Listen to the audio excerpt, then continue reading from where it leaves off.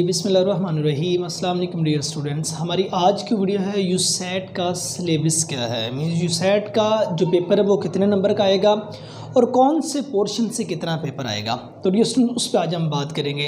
Dear students, अगर यूसेट की बात की जाए जिसको undergraduate study admission test कहा जाता है, 2021 से HEC इस टेस्ट को कंडक्ट कर रही है और मुख्तलिफ यूनिवर्सिटी डिमांड करती हैं कि आपका यूसेट होना ज़रूरी है। और एक मैं बात करता चलूँ, ये 2021 में बाज़ स्टूडेंट्स के बार बार कमेंट्स आ रहे हैं आया कि सर यूसेट तमाम डिग्रीज़ के लिए ज़रूरी है और तमाम यूनिवर्सिटीज़ के लिए। डियर स्टूडेंट, याद रहे वो स्टूडेंट जो नेशनल MD कैट दे रहे हैं, वो स्टूडेंट जो नेट दे रहे हैं, वो स्टूडेंट जो लैट का टेस्ट दे रहे हैं और वो स्टूडेंट जिन्होंने कैट दिया है, इन स्टूडेंट्स के लिए यूसेट ज़रूरी नहीं है। और बाकी रही बात कौन सी यूनिवर्सिटी आपसे यूसेट रिक्वायर करती है, इसके लिए ज़रूरी है आपने जिस यूनिवर्सिटी में एडमिशन लेना है उनकी वेबसाइट पे जाके वहाँ से उनका कॉन्टैक्ट नंबर दिया होगा, आप उनसे कॉन्टैक्ट करके पूछें कि मैंने इस डिग्री प्रोग्राम में एडमिशन लेना आया कि यूसेट क्लियर करना मेरे लिए ज़रूरी है या कि उस यूनिवर्सिटी का अपना कोई एंट्री टेस्ट है। तो ये तो डियर स्टूडेंट्स उस यूनिवर्सिटी से पता चल सकता है, उनको कॉल करके पूछ लें या आप यूनिवर्सिटी के उस कैंपस का विज़िट कर लें, आपको वहाँ से पता चल जाएगा।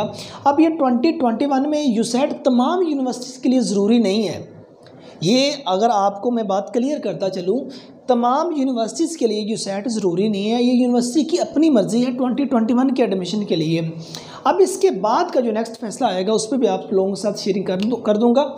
तो अब आप जिस यूनिवर्सिटी में आपने एडमिशन लेना है उस यूनिवर्सिटी से आप कांटेक्ट करके पूछ लें आया कि यूसेट ज़रूरी उनके लिए है कि नहीं, वो यूसेट का टेस्ट एक्सेप्ट कर रही हैं या वो यूसेट हमसे रिक्वायर कर रही हैं कि नहीं। ये यूनिवर्सिटी से डियर स्टूडेंट से पता चलेगा। बाकी यूसेट की जनरल इन्फॉर्मेशन आपके साथ शेयर करता चलूँ। यूसेट उन स्टूडेंट्स के लिए लाजमी है जिन्होंने इंटरमीडिएट के बाद आगे किसी भी BS प्रोग्राम में एडमिशन लेना है, वो IT का प्रोग्राम है, वो कॉमर्स है, वो आर्ट्स है, वो साइंसेस मज़ामीन है, वो मतलब कि अलाइड हेल्थ साइंसेस के कोई मज़ामीन है, सिवाय उनके जिनका यूनिवर्सिटी अपनी मर्ज़ी से कोई एंट्री टेस्ट कंडक्ट करती है या university national MD CAT conduct कर रही है। तो अब यह नेशनल MD कैट को रिक्वायर करती है।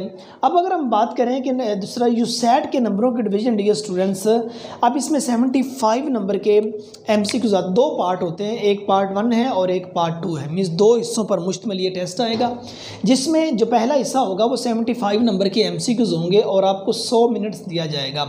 इसमें पहले नंबर पे है वर्बल रीजनिंग। अब वर्बल रीजनिंग के अंदर कौन कौन से पोर्शन आ जाते हैं और कितने नंबर के? वर्बल रीजनिंग में पहले नंबर पे आ जाता है एनालॉजी जिसके 5 नंबर हैं और उसके बाद सिनोनिम जिसके 2 नंबर हैं, उसके बाद एंटीनम जिसके 3 नंबर हैं और उसके बाद है सेंटेंस कंप्लीशन जिसके 15 नंबर हैं और उसके बाद कंप्रीहेंशन इसके 10 नंबर है। सो इसी तरह 35 नंबर बनते हैं ये वर्बल रीजनिंग के। और उसके बाद क्वांटिटेटिव रीजनिंग आ जाता है जिसमें हमारे पास पहले नंबर पे अर्थमेटिक्स जिसके 12 नंबर हैं और सेकंड नंबर पे है अलजबरा एंड फंक्शंस जिसके 5 नंबर हैं, थर्ड नंबर पे है जियोमेट्री जिसके 5 नंबर हैं, इक्वेशन है जिसके 4 नंबर हैं और उसके बाद स्टैटिस्टिक्स जिसके 4 नंबर हैं और 6th नंबर पे आ जाता है सिनेरियो बेस्ड MCQs आएंगे जिसको मेंटल मैथमेटिक्स कहा जाता है, 10 नंबर इसी के। सो इसी तरह जो हमारे पास सेकंड पार्ट आ जाता है उसमें से आपके 40 MCQs होंगे और उसके बाद ये मीन्स फर्स्ट पार्ट को मज़ीद उन्होंने 2 पार्ट में डिवाइड कर दिया, एक वर्बल रीजनिंग आ जाता है और उसके बाद क्वांटिटेटिव रीजनिंग आ जाता है। तो वर्बल रीजनिंग में 35 नंबर है और इसमें 40 नंबर है। सो आपके फर्स्ट पार्ट के 75 नंबर बन जाते हैं। अब आपके पास आ जाता है सेकंड पार्ट। सेकंड पार्ट के लिए डियर स्टूडेंट्स आपके पास 40 मिनट्स होंगे और आपके 25 नंबर होंगे।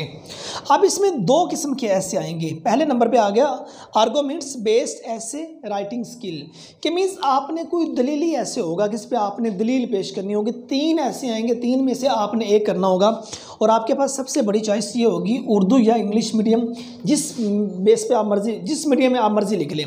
आप उर्दू मीडियम आता है तो उर्दू मीडियम लिख लें, अगर आप इंग्लिश मीडियम लिखना चाहते हैं तो इंग्लिश मीडियम लिख लें। 3 ऐसे आएंगे, 3 में से आपने कोई एक करना होगा और इसके 15 मार्क्स होंगे। सेकंड नंबर पे नरेटिव बेस्ड ऐसे स्किल, मीन्स कोई भी आपको टॉपिक दिया जाएगा उसकी आपने वजाहत करनी होगी, उसको आपने एक्सप्लेन करना होगा। इसका भी यही क्राइटेरिया है इंग्लिश या उर्दू मीडियम, जिस मीडियम में आप मर्जी कर लें। 3 ऐसे दिए होंगे, 3 में से आपने कोई एक करना होगा और इसके 10 नंबर होंगे। सो इसी तरह इसके 25 नंबर मीन्स 25 मार्क्स बन गए सेकंड पार्ट के और 75 मार्क्स हमारे हैं फर्स्ट पार्ट के।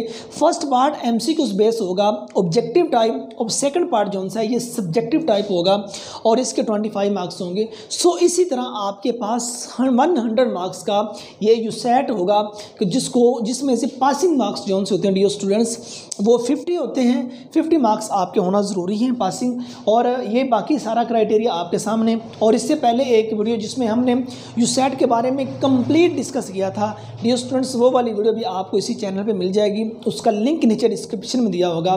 तो नेक्स्ट वीडियो में मिलते हैं, तब तक के लिए खुदा।